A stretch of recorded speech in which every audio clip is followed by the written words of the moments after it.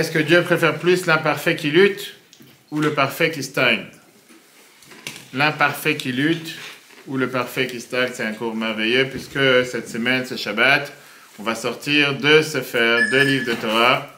Ce Shabbat, on va sortir deux livres à la synagogue. On sait très bien que chaque Shabbat, en général, on sort un livre.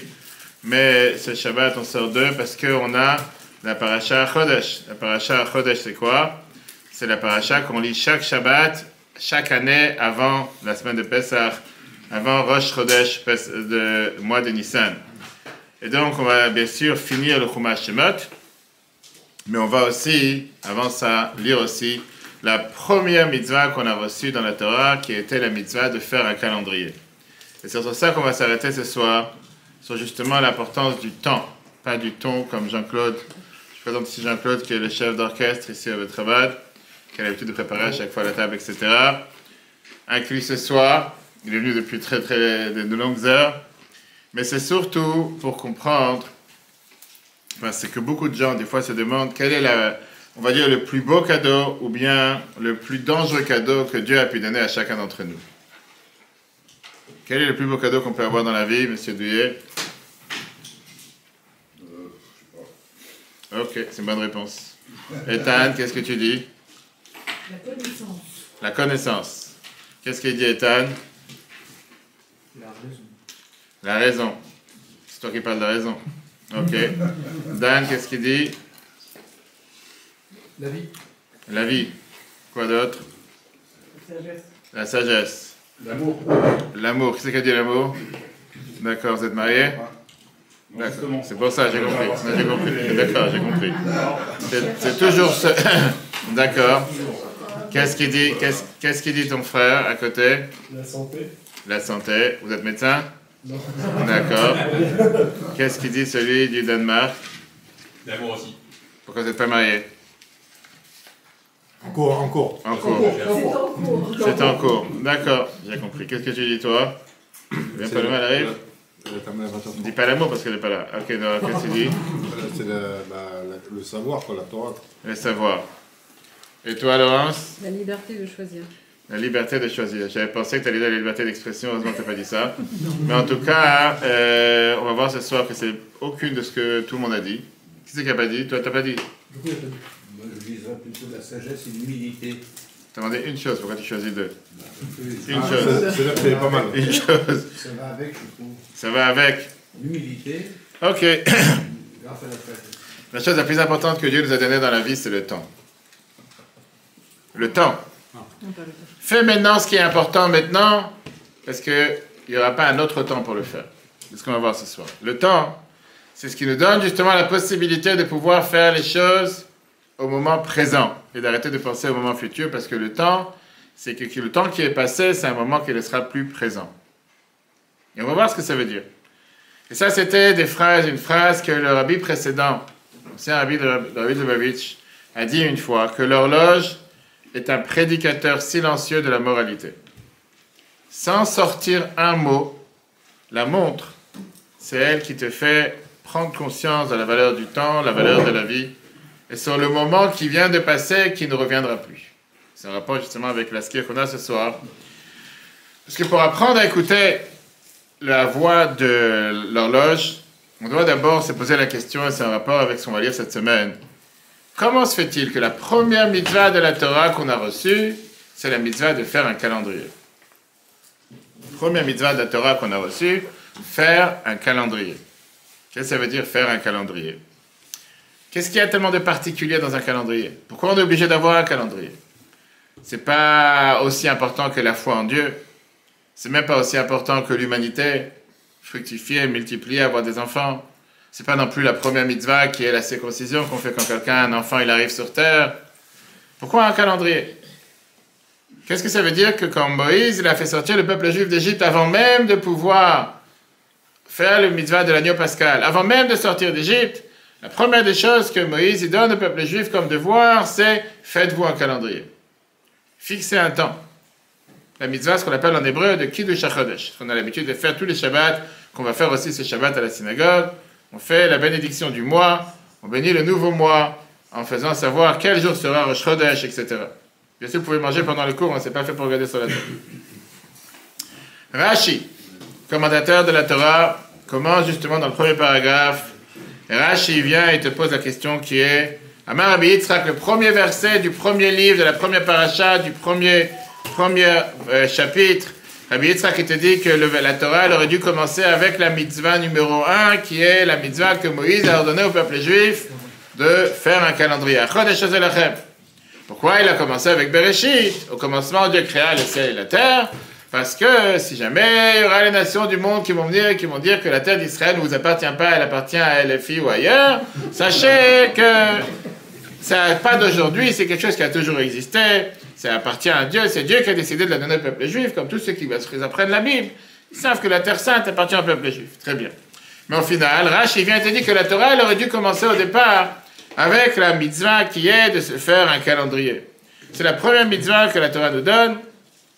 Et c'est bizarre parce que quand on prend la Bible, quand on prend la Torah, quand on prend le Chumash, quand on prend le Pentateuch, on voit que pendant un livre et quart, qui est le premier livre de Bereshit, il n'y a aucune mitzvah presque. On arrive à Shemot, pareil, on a 2-3 parachutes, pas les 10 plaies, etc. Et tout d'un coup, avant même de sortir d'Égypte, on voit comment Dieu donne à Moshe le devoir, va voir le peuple juif et demande-leur, faites-vous un calendrier. Allez sanctifier le mot. C'est très bien que la Torah, c'est un livre d'enseignement, c'est pas un livre d'histoire, comme on parle tous les lundis soirs. Et d'ailleurs, c'est la raison pour laquelle, ce Shabbat, on va lire justement avant Rosh Chodesh Nissan, on va lire le verset à Chodesh Azelachem, 2 semaines avant la sortie d'Égypte. Dieu, il appelle Moïse et Aaron, les 2 frères, et il leur dit ce qui va se passer bientôt. Il va avoir la dernière des 10 plaies qui va tomber sur l'Égypte, qui va mourir, qui va tuer tous les premiers-nés. Pharaon, il va être brisé avec le dernier coup, et il va être prêt finalement de faire sortir les Juifs d'Égypte. En parallèle, le peuple juif doit se préparer, et pour ça, ils ont eu le devoir de faire le sacrifice de l'agneau pascal, qui était de prendre le mouton qui était l'idolâtre d'Égypte, et de le mettre à côté du lit pendant 4 jours. Et après ça, justement, dire aux Égyptiens que oui, c'est Dieu qui nous a demandé d'amener le sacrifice de l'agneau pascal, et c'est la raison pour laquelle on a l'habitude de manger la matzah le soir de Pessah, si Dieu veut, dans un peu moins d'un mois, dans 3 semaines, avec le fait que, par ça, on pourra se rappeler comment nous sommes sortis d'Égypte, on n'a pas laissé le pain gonfler, etc., etc. Et ça, c'est la paracha qu'on lit chaque année, 2 semaines avant Pessah. C'est ce qu'on appelle la paracha Chodesh, la paracha dans laquelle on a le devoir de faire le sacrifice de l'agneau pascal. Et c'est pour ça qu'on le lit pour se préparer, parce que si jamais Mashiach arrive, on prie tous les jours que Mashiach doit arriver tous les jours, on va être tous à Jérusalem, avec la construction du temple, on pourra savoir comment amener le sacrifice de l'agneau pascal. Alors regardons le texte. Texte chapitre 12, verset 2. Comme j'ai dit avant même que Dieu donne le devoir d'amener le sacrifice de l'agneau pascal, il y a un verset avec 2 parties. Chodesh Azelachem, Rosh Chodashim. Écoutez bien les textes et les nuances, comme on voit chaque lundi, parce qu'on va voir que dans la nuance, ça passe tous les détails. Ce mois-ci, c'est la tête des mois. Rishon Ulachem, le Chodesh Hashanah, c'est le premier des mois de l'année.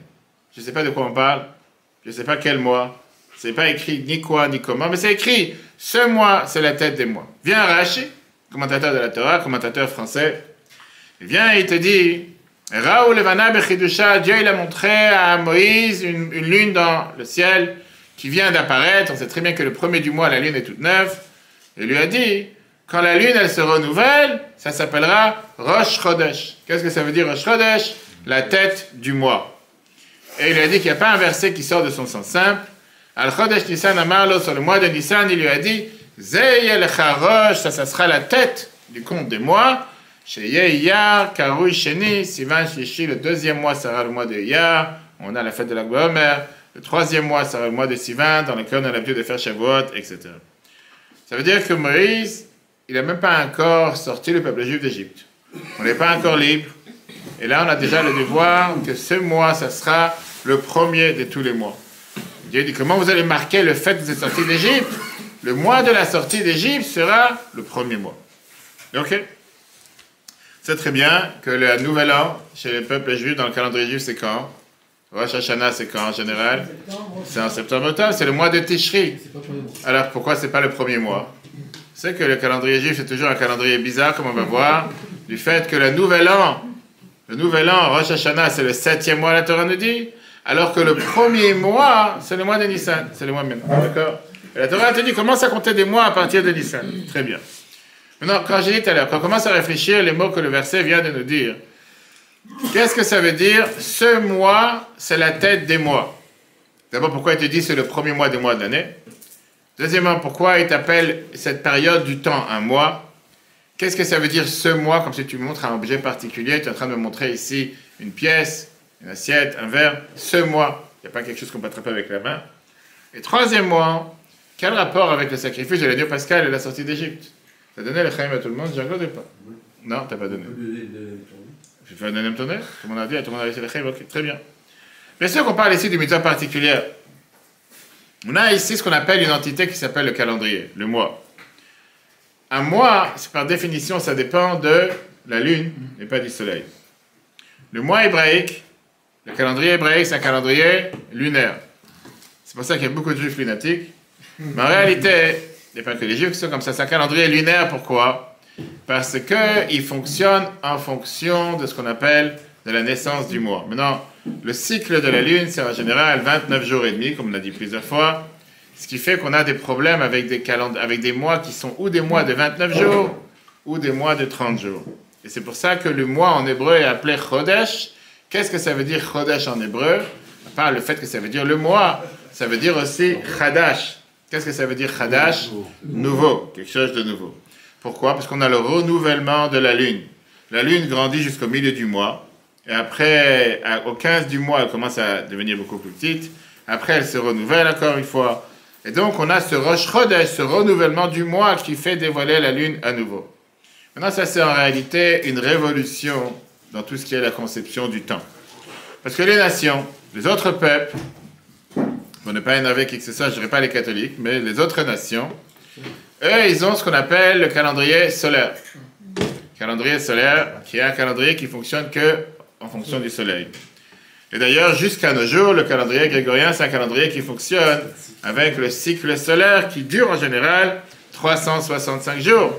Et c'est pour ça que l'année dure 365 jours. Alors que c'est un mois, on va dire, qui est fixe et qui est adapté en fonction des périodes agricoles. Le soleil, c'est lui qui crée les différentes saisons. Et c'est facile de calculer l'année. On a le printemps d'avril à juin, on a l'été de juillet à septembre, on a l'automne depuis octobre, etc. Même si aujourd'hui tout est changé, il fait chaud, il fait froid le même jour, on a les 4 saisons la même journée. En règle générale, ça c'est les 4 saisons qui existent dans le calendrier solaire. Viens la Torah, elle te dit que non, il faut avoir ce qu'on appelle ce module qui s'appelle un module de mois, qui n'existait pas avant. Il n'existait pas avant d'avoir un module de mois dans l'année qui sera fixé, basé sur la lune et pas sur le soleil. Et puisque la lune, puisque la lune, elle tourne autour de la Terre de 29 jours et demi par mois, c'est pour ça qu'une année lunaire, c'est 354 jours. Et donc, on est toujours en déficit de 11 jours, comme on l'a expliqué plusieurs fois, on peut revoir sur retora.fr les différents cours. C'est la raison pour laquelle, plusieurs fois, nous avons, chaque 3 ans, on rattrape un mois, et on a ce qu'on appelle 13 mois dans l'année en hébreu, comme on a eu l'année dernière, on a 2 mois d'Adar, pour rattraper ce manque par rapport au soleil. Pourquoi? Parce que la Torah nous a dit que la fête de Pessah, on doit la faire au printemps, bravo, ça c'est M. Duyé, je savais que c'était rabbin. Et comme si on est en décalage et on perd chaque mois 11 jours, on finira un jour par avoir, comme le Ramadan, Pessah au mois d'août ou Pessah en octobre, ce qui n'est pas forcément sympa. Personne ne fait le Ramadan ici de toute façon. Mais en tout cas, c'est la raison pour laquelle la Torah te dit qu'on doit adapter le calendrier solaire et le calendrier lunaire. Et donc, chaque quelques mois, chaque 3 ans, on rajoute, c'est sur un calendrier de 19 ans, mais ce n'est pas le cours ce soir, on peut voir ça sur l'application. Très bien. Alors, vous allez me dire, d'où est venu alors les mois dans le calendrier grégorien? C'est tout simple, ils ont décidé de diviser 365 jours par 12. Et ils se sont dit, c'est plus ou moins 30 jours, voire 30, 31, oublions le mois de février, ce qui est fait qu'ils se sont dit, ça nous arrange. Mais c'est pas qu'il y a une obligation de le faire, d'accord? Ok. Viens la Torah, elle te dit, ça suffit pas de penser que c'est quelque chose qui se passe de manière automatique, que ça va de soi. On a le devoir de sanctifier le mois, de bénir le mois. Et c'est le mois qui va commencer en fonction de ce qui va se passer avec la naissance de la lune. On a le devoir chaque mois de regarder la lune dans le ciel, de voir comment la lune s'est dévoilée, et de proclamer, ça sera Rosh Chodesh, le nouveau mois. Alors aujourd'hui, bien sûr, on a Google, on a IA, et on a tout ce qui est aujourd'hui comment on appelle ça? L'intelligence artificielle. Aujourd'hui, tu es capable de savoir dans 200 ans quand est-ce qu'on aura Kippour, quand est-ce qu'on aura Rosh Hashanah. Mais à l'époque, c'était pas comme ça. Au temps du temple, comment on savait quand est-ce que c'était... Monter dans les montagnes, non? Quand est-ce que c'était la nouvelle lune? Il fallait qu'il monte au-dessus de la montagne et voir où la lune elle est apparue, puisqu'on ne la voit pas en ville le premier jour. Il faisait savoir que c'est Rosh Chodesh, et comme ça, on pouvait savoir qu'est-ce que c'était plus tard, chaque mois, est-ce que c'était un mois de 20, un mois de 30. On sait au Kotor qu'il y avait le Sanhedrin, la Cour suprême en Israël, qui était à Jérusalem et à Yavne.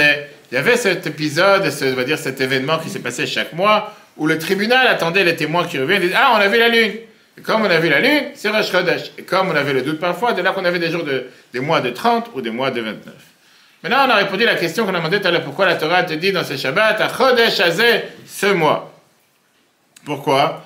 Parce que ça a été dit à Moshe justement la veille de Rosh Chodesh, et Dieu lui a montré la lune qui vient d'éclairer, et il lui a dit, ça c'est le moment, à partir de cette nouvelle lune, c'est là que tu vas commencer à fixer le nouveau mois.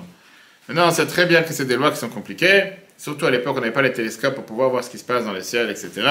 Et c'était difficile de pouvoir détecter dans le ciel quand est-ce qu'il y a la nouvelle lune. Très bien. Maintenant, vient la question suivante qui est, tout ça, c'est apparemment des choses qui ne nous intéressent pas. C'est plutôt pour les astrologues, merci, plus que pour les gens, on va dire, lambda comme moi. Qu'est-ce qu'on a besoin de faire de ça la première mitzvah de la Torah? Comment ça se fait que la Torah, elle te dit, c'est la première mitzvah de la Torah? Première mitzvah de la Torah, c'est quoi? De faire un calendrier. Pourquoi avoir un calendrier? Comme si il n'y a pas plus important que ça. Il n'y a pas des choses plus importantes que de faire un calendrier. Il y a des choses plus importantes dans la vie. Pour surtout que ce n'était pas quelque chose qu'ils en avaient besoin pour pouvoir avoir le sacrifice de l'année pascale. Parce que Dieu il a demandé à Moshe, faites la fête dans 2 semaines, sans savoir si c'était Rosh Chodesh, pas Rosh Chodesh, et si on a sanctifié le nouveau mois. Quel rapport? Regardons justement comment Maïmonide lui-même commence le livre de ses contes des mitzvot. Dans les contes des mitzvot de Maïmonide, la première mitzvah positive qu'il te dit, c'est de savoir qu'il y a un Dieu sur terre. Ça, c'est beaucoup plus important. Dieu, Anochi Hashem Elokecha, je suis Dieu ton Dieu. C'est écrit, tu aimeras ton Dieu. La 4e mitzvah, c'est de craindre Dieu. Hashem Elokecha Tira, tu devras craindre Dieu. Et on voit comment Maïmonide commence le conte des mitzvot avec la mitzvah qu'il y a dans les 10 commandements. Je suis Dieu ton Dieu, croire en Dieu. Et continue comme ça, avec l'unité de Dieu, la crainte de Dieu, l'amour de Dieu. Alors que la mitzvah d'avoir un calendrier, c'est la 153e mitzvot dans le calcul des 613 commandements de Maïmonide.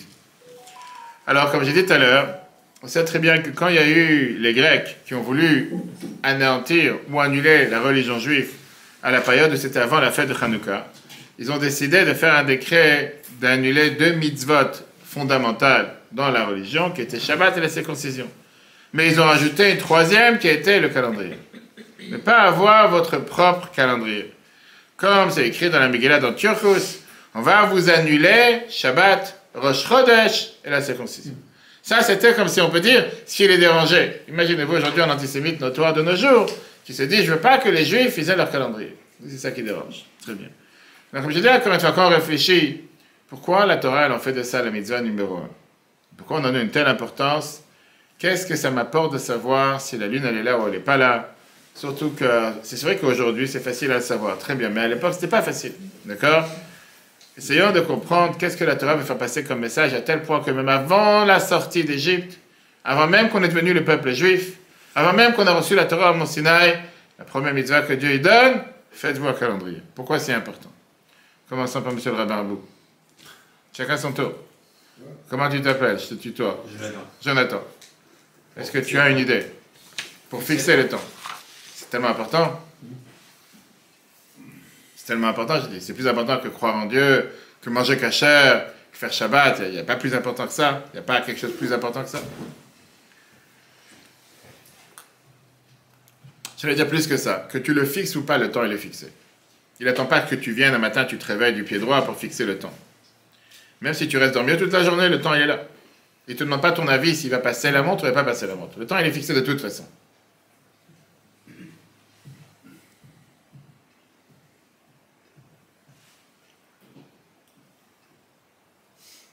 Comment il s'appelle à côté de Jonathan? Bernard. Bernard. Qu'est-ce que vous dites? Ou qu'est-ce que tu dis? Aucune idée. On est là pour réfléchir, on a dit qu'on a des scientifiques ce soir. Alors, pourquoi une telle importance? Comment il s'appelle à côté de Bernard? Pardon? Non, j'ai dit à côté de Bernard. Comment... Sébastien, qu'est-ce que tu dis? Qu'est-ce que tu dis? Sébastien Prosper et Bernard Benoît. Benou. Qu'est-ce que tu dis, Sébastien? Bah, comme il s'est trompé, Jonathan, moi je dis pour pas fixer le temps du coup. Ça veut dire? Pour pas fixer le temps, parce qu'il a dit fixer le temps, vous avez dit non. Donc moi, je dis... Non, j'ai pas dit non, j'ai dit je venais de comprendre pourquoi. Il a dit ça par dessus. Alors, Par dessus. monsieur le rabbin, qu'est-ce que vous dites? Non, pour savoir où on va. Pour savoir. Pour savoir où on va. C'est pour ça que c'est la mise à la première, c'est pour ça que c'est tellement important. Il n'est pas plus Savoir où on important. met les pieds. J'ai compris, mais il n'y a pas plus important que ça dans la vie. Justement. Qu'est-ce qu'il dit, monsieur le rabbin? Vous? Qu'est-ce que vous dites? Qu'est-ce que je dis? J'avais une idée qu'il a. Ah, c'était... C'est de sa faute. Ok. C'est fixé le temps, en fait. Je me pose la question. C'est pour aller dans la bonne direction. Pour aller dans la bonne direction, pour ça la Torah, elle en fait de ça la première mitzvah. Ok. Est-ce que madame est convaincue? Madame au bout. Pas vous. Ah oui, bien sûr. Non, pas vous, pas vous, pas vous. Pas vous, celle qui est à côté. Comment ça s'appelle? Vous. Non. Vous, la dernière. Comment vous appelez? J'ai oublié. Prénom. Anna. Anna. Qu'est-ce que vous dites? Moi, un calendrier, c'est pour ne pas oublier. Oui, mais est-ce que ça devient la chose la plus importante? Est-ce qu'il n'y a pas des choses plus importantes dans la vie? Oui, beaucoup. Le temps est important, mais un calendrier, ça rappelle. C'est pour le C'est souvenir. juste des rappels. Un rappel. C'est ce qui régit. Donc c'est important. Mais ça doit devenir la première mitzvah. C'est-à-dire le premier commandement qu'on doit recevoir. Se souvenir. Pour initier quelque chose. Un calendrier, c'est un début, une fin. D'accord.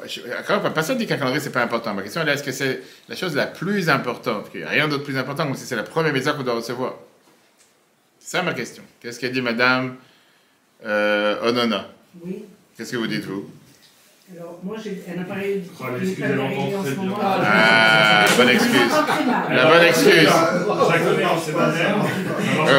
Vous entendez seulement ce que vous voulez, peut-être. Donc, il y a des moments où je n'entends pas très bien ce que vous dites. Donc, vous m'avez demandé quoi? Pourquoi on fait de ce commandement la mitzvah la plus importante? Pourquoi c'est la première mitzvah? C'est quoi qui est la première mitzvah? De faire un calendrier. Ah, le calendrier. Pourquoi? Pourquoi il n'y a pas quelque chose de plus important dans la vie? Ah, c'est très important quand même un calendrier. Parce que la vie est basée sur ce calendrier. C'est par ce calendrier qu'on sait quand est-ce qu'on est né, quand est-ce que les personnes qu'on aime sont décédées, quand est-ce qu'il y a des fêtes, quand est-ce qu'il y a... Tout ça, c'est très important un calendrier pour toutes les mitzvot qu'on peut faire par rapport à... Donc c'est le plus important. Souvenir. Souvenir. Exact. Ok. Qu'est-ce que tu dis? Moi, je disais que c'est ce qui régit la vie, en fait. S'il a donné ce calendrier, c'est pour pouvoir... c'est le début, en fait. C'est le début, parce que c'est là que ça a commencé.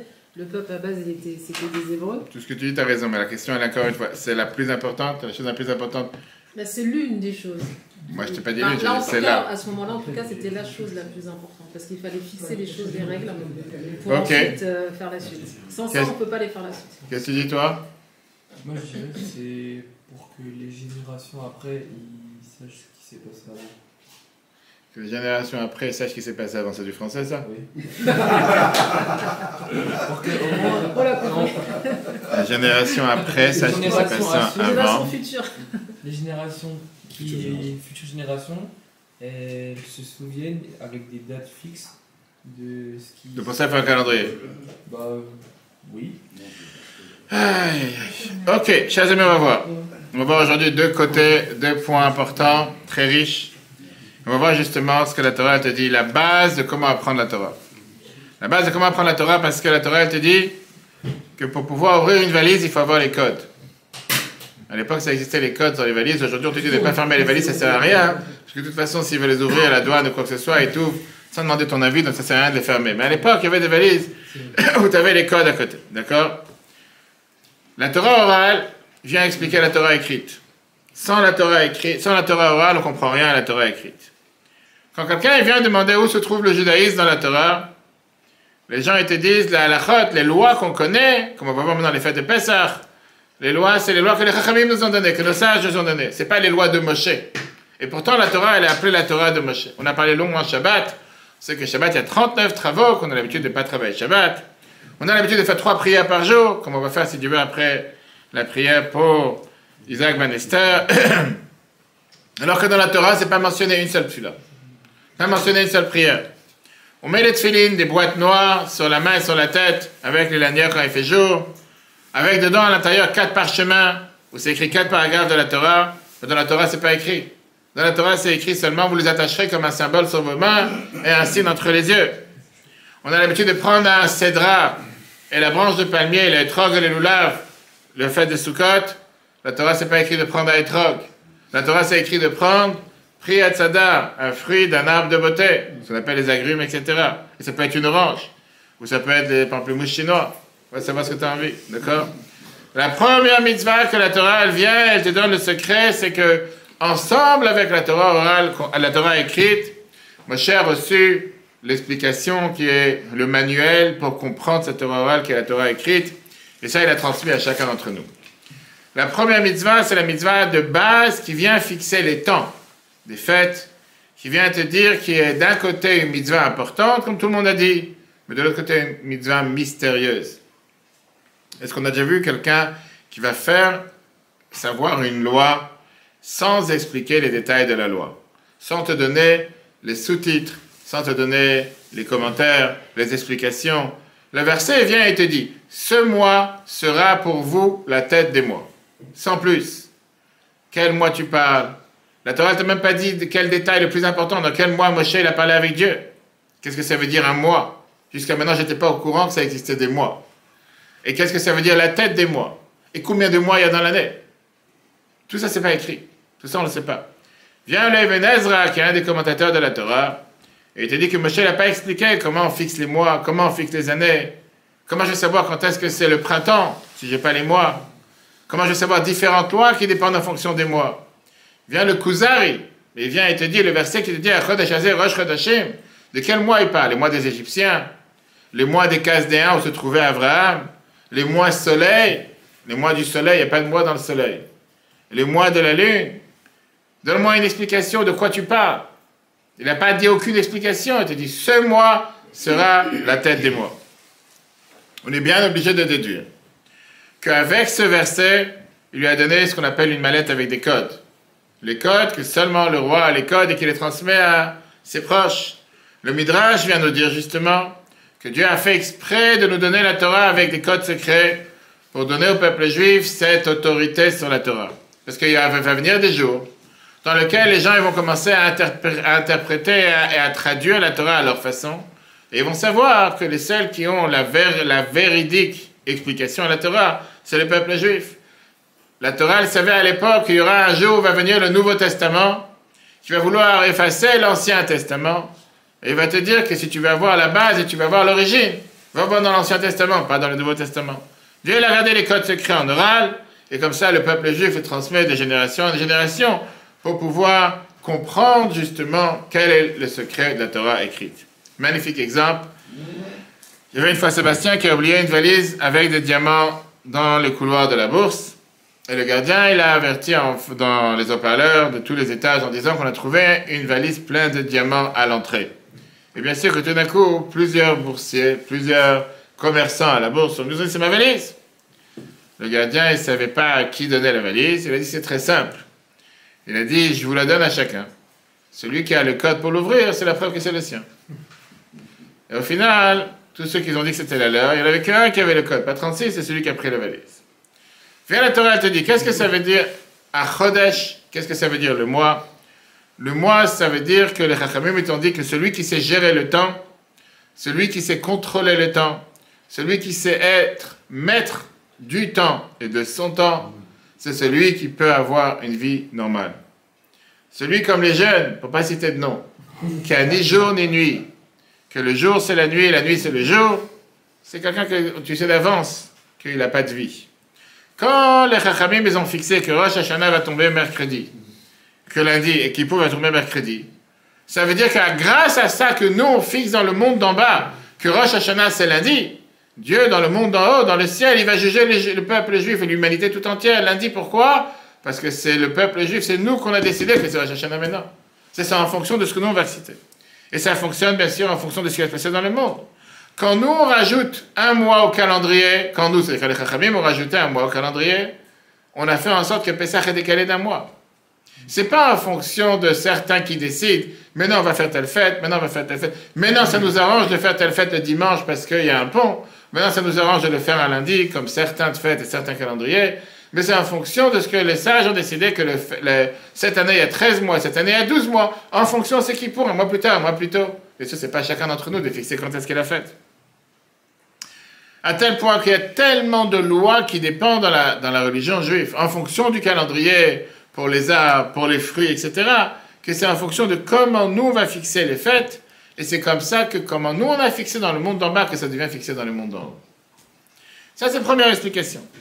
Une deuxième explication, c'est le fait que la Torah nous dit que le peuple juif est comparé à la lune. Qu'est-ce que ça veut dire on est comparé à la lune? Parce que la lune, c'est nous. La lune, c'est le symbole de quelqu'un qui va expandre toutes les limites de la Kedusha, de la sainteté, et on fait venir Dieu dans les endroits inattendus. Le fait de savoir se battre, tomber, faire des erreurs, et faire en sorte que grâce à ça, on peut aller à un niveau plus élevé. Comme on l'a dit, le titre du cours, justement ce soir, Dieu préfère plus l'imparfait, mais qui lutte, que celui qui est parfait et qui stagne. Comme mon cher Jean-Claude, on parle plusieurs fois, Dieu n'aime pas le perfectionniste. Dieu n'aime pas les gens qui pensent, qui connaissent tout, qui n'ont rien à réparer et qui font jamais d'erreur. Ces gens-là, pour ne pas citer de nom de certains présidents, Dieu ne les aime pas. Dieu il préfère avoir des gens qui font des erreurs, qui se trompent, qui tombent et qui réparent. Et ça, c'est la lune. La lune n'est pas parfaite. La lune, elle commence comme un petit ton, comme vraiment quelque chose de tellement, je dirais, fin. Elle commence à grossir, après, comme les gens disent, comme un croissant, comme un soleil totalement rond. Après, elle se diminue encore une fois jusqu'à ce qu'elle disparaît. Et après, elle recommence encore une fois, etc. Et pourquoi la lune? Parce que la lune était la première fauteuse de l'histoire et la première réparatrice de l'histoire. C'est très bien ce qui s'est passé au départ. Quand on lit dans Bereshit, le premier verset, quand Dieu il a créé les astres, la Torah nous dit que Dieu il a créé les deux grands astres. Le soleil et la lune étaient exactement les mêmes. Il y avait le grand astre qui était le soleil pour éclairer le jour, et il y avait celui qui était pour éclairer la nuit. Mais au départ, on te dit deux grands astres, et après la Torah commence à te dire il y avait le grand luminaire, et il y avait le petit luminaire. Pourquoi tout d'un coup, il est devenu petit, il était grand, alors qu'il y avait les deux grands? Le Midrash te raconte qu'il y a eu ce fameux débat que la lune, elle est venue, et elle s'est plaint à Dieu, parce qu'elle était jalouse du soleil. Elle a dit à Dieu, deux rois ne peuvent pas servir, ne peuvent pas être présents avec la même couronne. Comment on pourra être les deux avec la même couronne? Ça ne marche pas. Dieu lui dit, ah, t'es pas contente? Va te diminuer. Comme ça, la lune, elle s'est diminuée de sa grandeur, et comme ça, elle est devenue petite. Et depuis, la lune, elle n'arrête pas de faire tchouva, de réparer son erreur, jusqu'à ce qu'on dit que quand Mashiach va venir, la lune sera la même grandeur que le soleil. Mais au départ, la lune, elle était exactement la même taille, sauf que la lune, elle s'est dit, c'est dommage, pourquoi avoir les deux les mêmes? Dieu n'était pas content, va diminuer. Et c'est comme ça que ça s'est passé. C'est-à-dire que cette erreur, cette faute et cette réparation de la lune sont justement allusionnées dans le fait qu'elle s'est diminuée et qu'elle s'est renouvelée. Elle était petite jusqu'à ce qu'elle s'est cachée, comme la faute, et après elle est revenue comme celui qui fait tchouva. Avec ça, le Harizal, qui est l'auteur de la Kabbale à Safed, nous explique pourquoi quand on fait Kiddush Levana, la prière qu'on fait une fois par mois, quand on va faire la prière sur la lune, à chaque fois, chaque mois, on a l'habitude de dire Shalom Aleichem à la lune. On dit 3 fois Shalom Aleichem, etc. Shalom Aleichem veut dire bonjour, bienvenue. Quel rapport? On l'a vu la semaine dernière déjà, on a vu le mois dernier. Pourquoi Shalom? Parce que c'est un renouveau, c'est quelque chose de nouveau. On dit Shalom Aleichem, c'est comme quelqu'un qu'on te dit que quand quelqu'un il a fait une erreur envers un autre, il doit demander 3 fois pardon. Pour ça on dit 3 fois Shalom Aleichem, etc. Ça, c'est aussi la raison pourquoi, quand on parle de la sanctification de la lune, la mitzvah qu'on fait pour sanctifier la lune, on a l'habitude en général de parler du roi David. Parce que la royauté du roi David, c'est exactement la même chose, qui a disparu un certain temps, qui va revenir, que Mashiach va venir. Mais quel enseignement on apprend de tout ça? L'enseignement qu'on apprend de tout ça pour chacun d'entre nous, c'est que la lune nous donne pas seulement une moralité pour la vie de chacun d'entre nous, alors que le soleil, c'est quelque chose de fixe, quelque chose de stable, quelque chose qu'on va dire qui est la personne pieuse, la personne idéale, la personne qui fait jamais d'erreur, la personne qui est parfaite. Il y a celui qui a, on va dire, cette stabilité, qui ne bouge jamais, qui ressort tous les matins, qui rentre tous les soirs, que pendant des siècles et des siècles, il n'a jamais bougé.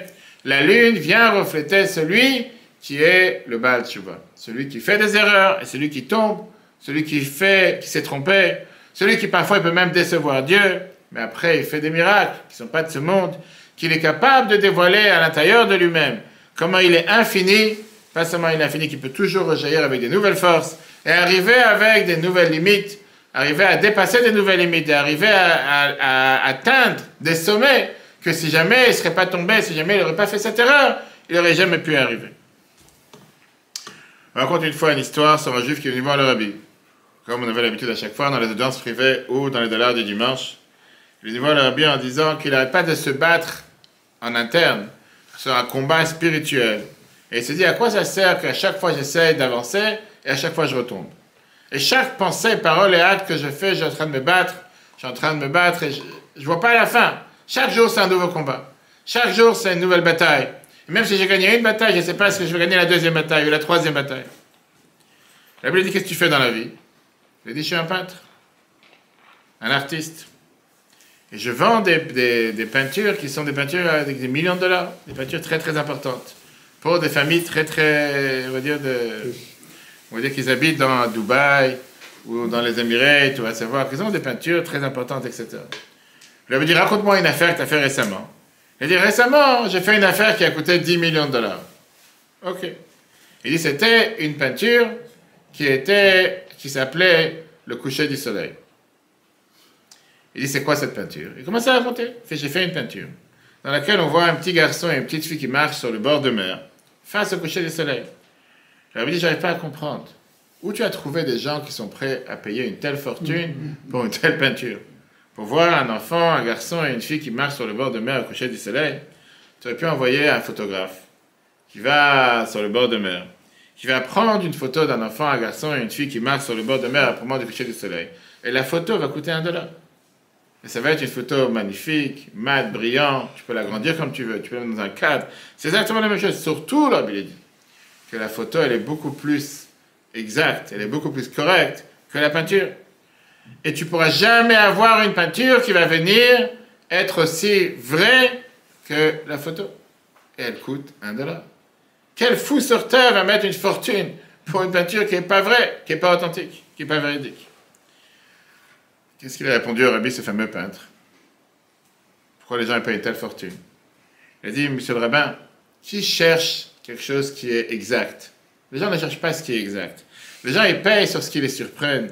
Les gens, ils payent sur ce qui est la fatigue. Les gens, ils payent sur ce qui est l'investissement. Les gens, ils payent sur les efforts. Les gens, ils sont prêts à payer sur le travail. Sur ça, les gens, ils sont prêts à investir. Sur ce qui est exact, qu'est-ce que ça nous intéresse? À savoir si c'est exact ou pas. Rabbi, tu écoutes ce que tu viens de dire. Toi, tu viens refléter qu'est-ce ton travail, quel est l'exemple que nous avons, nous, envers Dieu. Chacun d'entre nous a été créé à l'image de Dieu. Et si tu veux savoir qu'est-ce que Dieu lui fait le plus plaisir, écoute ce qui te fait plaisir. Nous, on n'a pas besoin d'avoir des choses exactes. On est beaucoup plus ému quand on voit un effort, quand on voit la créativité, quand on voit ce qui nous surprend. Et ça, c'est ce que Dieu il a comme bonheur et comme plaisir de chaque être humain, de chacun sur nous. Dieu, il n'attend pas que tu sois parfait, parce que Dieu ne cherche pas la perfection.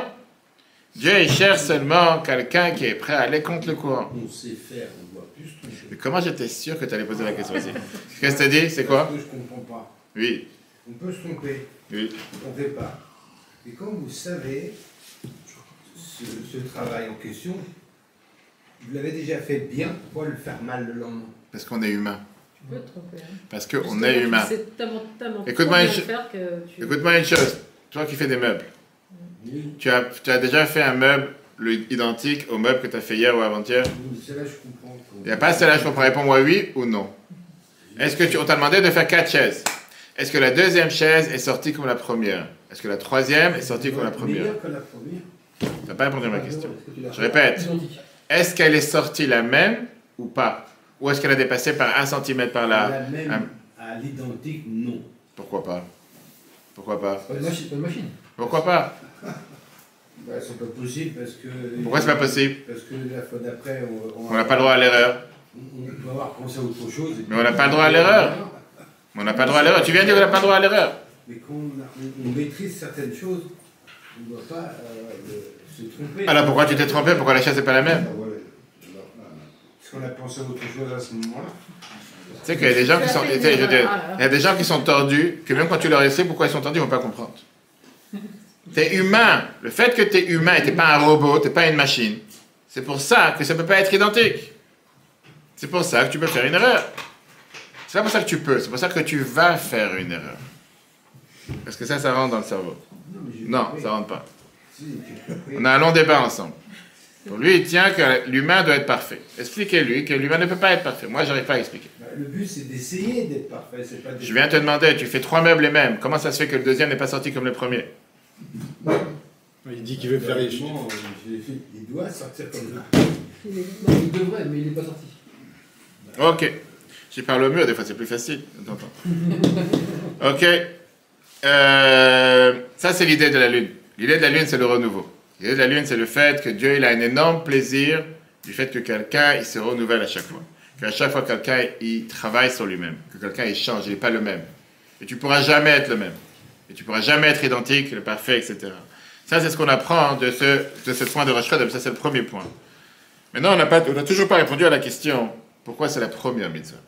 Pourquoi c'est le premier commandement qu'on a reçu avant même de sortir d'Égypte. Pourquoi la Torah te donne une telle importance? On a vu, bien sûr, le fait que c'est la Torah orale qui vient expliquer la Torah écrite, le fait de pouvoir faire tchouva, réparer l'erreur. Mais pourquoi c'est la première des commandements? Comme l'a dit tout à l'heure. Parce que la première chose que Dieu a créée sur terre, la première chose qui existe, c'est le temps. Qu'est-ce que ça veut dire le temps? Contrairement à la spiritualité, au spirituel, le temps c'est quelque chose qui est limité. Qu'est-ce que ça veut dire c'est limité? Ça ne laisse pas un autre espace. Le temps c'est quelque chose qui le matériel est limité dans le temps. Le fait même qu'il y a une heure, qu'il y a un temps, il y a ce qu'on appelle la période d'avant, la période d'après, quel jour c'est aujourd'hui, quelle heure c'est maintenant, aujourd'hui c'est pas demain, le matin c'est pas le soir, etc. Qu'est-ce que c'est cette première mitzvah que Dieu a donnée au peuple juif? Sanctifier le temps et fixer des mois et fixer des années. Et à travers ça sont fixés les 613 commandements. Ça c'est comme on l'avait dit dans le chiffre 3. Et on peut expliquer ça dans la vie de chacun d'entre nous. Parce que comme j'ai dit tout à l'heure, c'est pas juste une mitzvah par rapport aux mitzvot. C'est par rapport à ce que chacun de nous sommes. Qui veut dire, on a le devoir d'utiliser le temps à niveau maximal. Qu'est-ce que ça veut dire à niveau maximal? Parce que n'importe quelle chose qu'on fait a à faire avec comment sacrifier, pas ça, comment occuper son temps. N'importe quelle chose que tu fais, que tu veuilles ou pas, dépend du temps. Regardons comment le Maxime de nos Pères, chapitre 2, nous dit la phrase suivante. Rabbi Tarfon, il dit, Ayom Katser, le jour est court, Amlacha Meruba, le travail est nombre et beaucoup, et long. Apoalim Atzelim, les ouvriers sont fatigués, Vasachar Arbem, il y a un grand salaire, et tu as le patron qui pousse. C'est ce qu'on appelle la France en 2025. C'est ce qu'on appelle l'assistanat. C'est ce qu'ils aiment rien faire, mais être payés pour dormir. Et tu as ceux qui aiment travailler, comme les anciens, et qui se disent on n'aurait pas de travailler. Tu prends un embauche un jeune, qui s'appelle Ethan, et qui te dit la première des choses, combien d'années de chômage, combien de vacances, combien de ci, combien de ça, que je vais travailler 2 jours, et après je vais être en vacances, etc., etc. Non, la réalité, elle est que tu as énormément de travail. Et tu peux travailler, tu as les capacités pour travailler. Alors pourquoi tu ne travailles pas? Parce que le temps est court, mon Rabbi Tarfon, il vient te dire les choses suivantes. Qu'est-ce que ça veut dire le jour est court? C'est que le jour, c'est un moment qu'on doit réparer. C'est un jour aujourd'hui, si tu as la vue aujourd'hui, tu as les moments pour pouvoir les réparer. Chaque jour, chacun reçoit des moments exacts, des jours exacts, qui sont faits pour pouvoir travailler, remplir le temps au maximum. Parce que quand tu perds un instant, ce moment, il a disparu, tu ne pourras plus le réparer.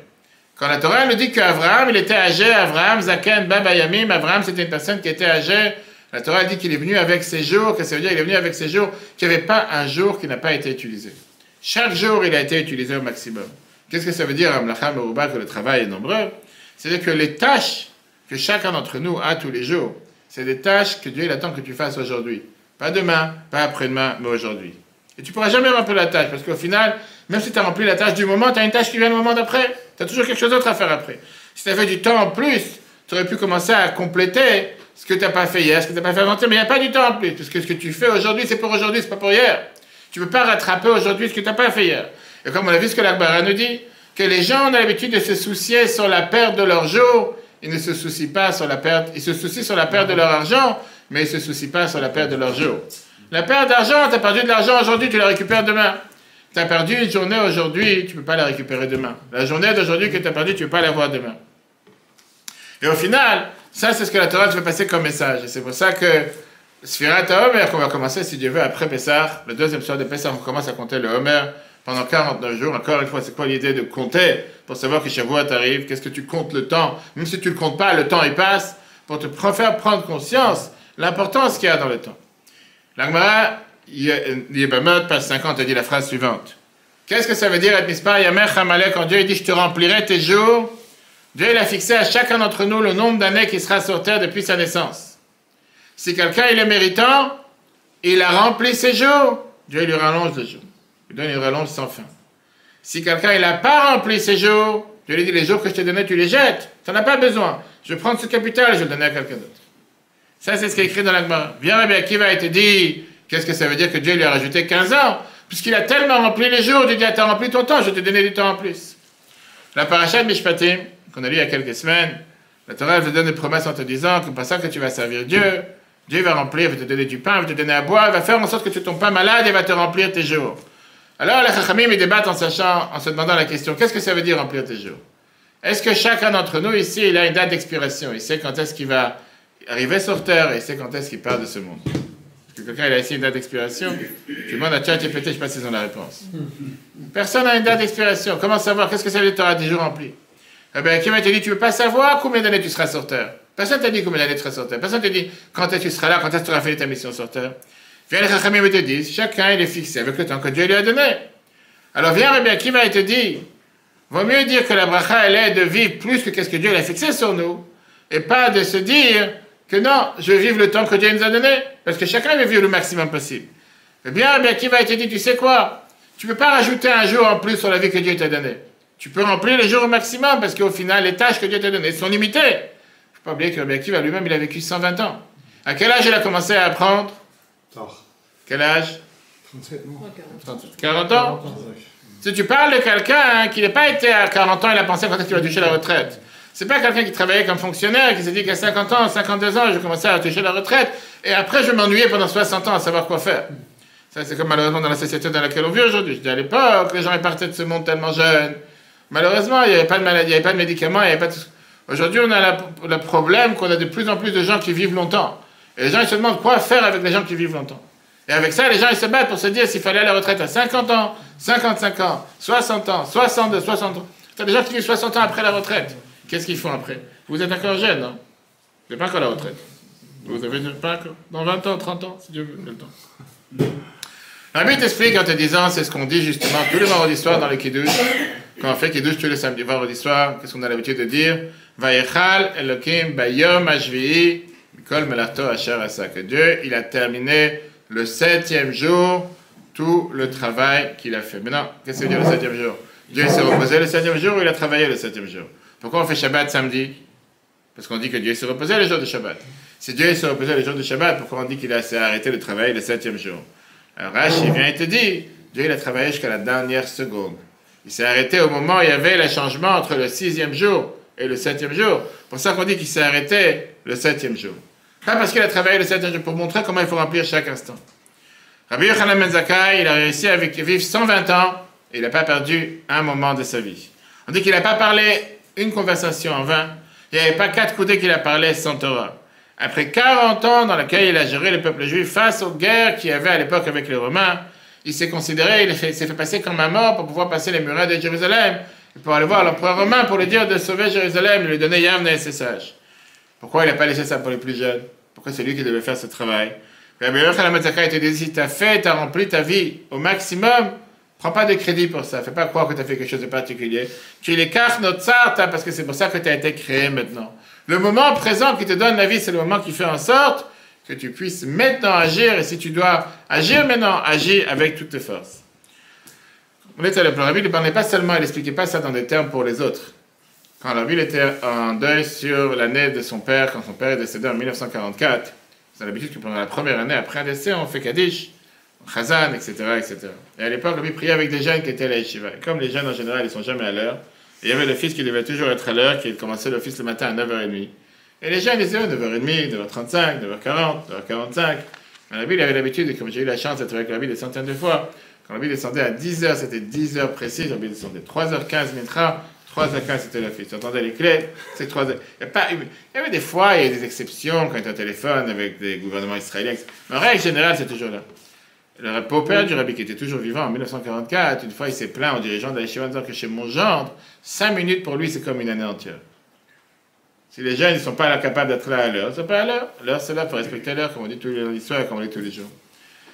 Viens, la Torah te termine en te disant que l'enseignement majeur qu'elle nous fait passer ce soir quand on apprend cette mitzvah qui est la mitzvah de Chodesh, de sanctifier le calendrier, de faire un nouveau calendrier, c'est de dire comment valoriser ce cadeau que Dieu a donné à chacun d'entre nous. Comment valoriser le temps, comment faire en sorte que quand Dieu te donne un tel cadeau, chaque jour et chaque minute soit énormément respecté, soit énormément accompli. Et pour terminer, une magnifique histoire. Après ça, on fera l'ashkava si Dieu veut. Ilan, c'était quelqu'un qui était on va dire, un être humain très amer. C'est quelqu'un il se disait, je calcule personne. Le matin, il se réveille, il s'énerve sur sa femme. Il arrive à la maison le soir, il crie sur les enfants. Et toute la journée au travail, il s'énerve au patron, les employés, presque comme quelqu'un qui est à ma gauche, presque. Un jour, il a eu mal au ventre, il va à l'hôpital. Heureusement, j'ai dit qu'il s'appelait Ilan. Un jour, il a mal au ventre, il va à l'hôpital. Juste avant de faire une anesthésie générale, il entend le docteur qui dit, dans son bureau, le patient, il est en phase finale. Il lui reste 1 mois pour vivre. Et comme ça, il s'endort. Il se réveille de l'opération. Et il se rappelle que le docteur, il a dit avant qu'il s'endort, qu'il lui reste 1 mois pour vivre. Il s'est dit, ça ne vaut pas la peine de me prendre la tête, il me reste 1 mois pour vivre. Au moins que je laisse un bon espoir, que je laisse une bonne image de moi-même à tout le monde. D'accord? Il se lève le matin, au lever du soleil, il va à l'épicerie en bas de la maison, il va à la nouvelle boulangerie, il achète des pains tout frais, il achète des baguettes tout frais, il achète des pains au chocolat, etc. Il réveille ses enfants avec la musique à fond, il les amène à l'école, il est tellement joyeux. Après, il va préparer un café pour sa femme. Au travail, il essaie d'être le meilleur avec son patron, le meilleur avec les employés. Il aide tout le monde, il aide tous les employés. Le soir, il décide de faire les devoirs avec ses enfants. Il les sort 3 fois par semaine. La dernière semaine qui lui reste à vivre, il fait son calcul, la dernière semaine qui lui reste à vivre, il décide de faire la paix avec tous ses amis d'enfance avec qui il n'a pas parlé pendant des années. Et il achète un cahier, il écrit des phrases en faisant savoir à ses enfants qu'est-ce qu'il veut d'eux quand ils vont être grands. Il fait un grand chèque au Beth Rabbad en disant maintenant je vais faire une zaka comme ça, au moins on va se rappeler de moi comme quelqu'un qui a fait des grands dons. Et quand il a envie de s'énerver, il se dit ça va pas la peine de m'énerver, il me reste quelques minutes dans la vie, qu'est-ce que je vais m'énerver? Le dernier moment de la vie, je vais pas m'énerver. Le mois se termine. 30 jours. Le dernier jour, il attend, il se dit maintenant je vais mourir. Non, c'est fini la vie. Le lendemain matin, le soleil arrive et il se réveille. Et là, il dit qu'est-ce qui se passe? Comment ça se fait qu'il n'est pas mort? Il n'a pas compris qu'est-ce qu'il sait. Peut-être il a mal calculé, sa montre s'est arrêtée, il y a quelque chose qui ne va pas dans sa montre. Il va voir le docteur qui l'a opéré. Et il dit au docteur, je ne comprends pas. J'étais un malade qui était un malade en phase finale. Comment ça se fait que je suis encore en vie? C'est-à-dire, de quoi tu parles? Malade en phase finale, de quoi tu parles? Qui t'a inventé une chose pareille? Tu avais un ulcère dans l'estomac, c'était une opération banale, tu es sorti de l'hôpital. Qui t'a mis quelque chose pareil dans la tête? Il s'avère, comme là aujourd'hui beaucoup de fois dans les urgences, comme chez les hôpitaux, que parfois tu as un rideau qui sépare entre 2 patients. Le docteur qui était dans son bureau, il parlait du malade qui était à côté de son lit. Il ne parlait pas de lui. Et effectivement, ce malade, il est décédé. Ce malade, c'était un malade qui était en phase finale, malheureusement. Je ne sais pas, il avait 120 ans, il avait une maladie finale, etc. Mais lui, il n'a pas parlé de lui. Lui, il a entendu ce qu'il a parlé pour l'autre, et il s'est dit, c'est moi qui vais partir de ce monde dans 1 mois. Et il a reçu le cadeau de sa vie qui était qu'il a compris que la vie, c'est ce que tu fais maintenant. Ce que tu fais maintenant, c'est ce qu'il va vouloir éternellement, et comme ça, il a changé. Bien, les Chachamim nous disent, c'est pour ça que le peuple juif est comparé à la lune. Quand on est comparé à la lune se renouvelle à chaque fois. Ne gaspillons pas le temps dans des bêtises, ne s'énervons pas pour des bêtises, ne prenons pas la tête avec des bêtises, surtout maintenant qu'on prépare à Pessah, et que Dieu fasse qu'on puisse prendre ces enseignements dans la vie de chacun d'entre nous, pas seulement par rapport à la paracha de cette semaine, mais surtout de se dire que si Dieu nous a donné la santé, nous a donné la vie, nous a donné la possibilité de faire des choses positives, remplissons le temps au maximum, et faisons en sorte qu'on puisse toujours être heureux et partager que des bonnes nouvelles. Chers amis, on va faire la Ashkava pour Isaac Ben Esther, et que Dieu fasse que du Gan Eden où il se trouve. eTorah.fr, la Torah en live. Ce cours est proposé par eTorah.fr. Pour nous aider à continuer à diffuser les cours de Torah, vous pouvez faire même une petite contribution sur notre site www.etorah.fr dans l'onglet « Faire un don ». Retrouvez-nous aussi sur les réseaux sociaux.